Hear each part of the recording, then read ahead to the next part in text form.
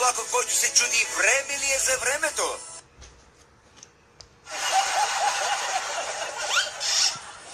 Здравейте.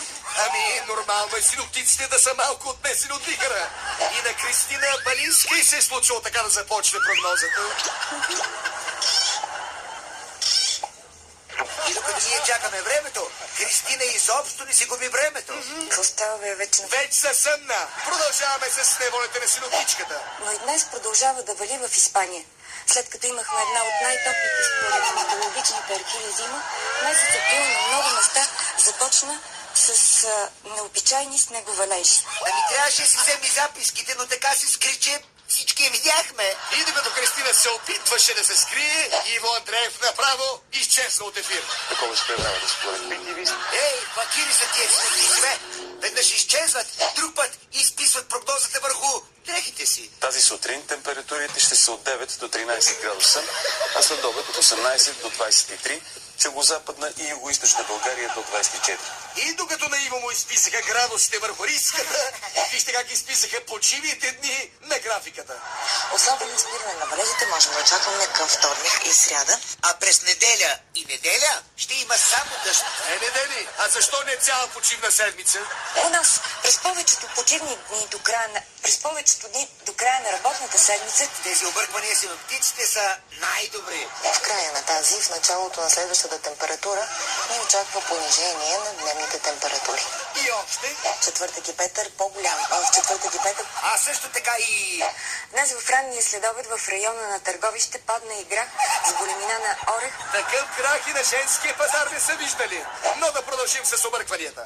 Има условия и за грамотевични бури, придружени от грамотушки. Граматушки! Граматушки явно е градушка с граматическа грешка. Има условия и за грамотевични бури, придружени от грамотушки. Градушки. И чуе, като заговорихме за гърмене и трещене, да си припомним онзи странен звук, издаден от Гергана Кънчева. И през почивните дни времето ще бъде хладно, като с прекъснати... Доста пикантна стана тая прогноза. А сега, скъпи приятели, време да посрещнем високият гологлав мъж с Русия балет и симфоничен оркестър в момент.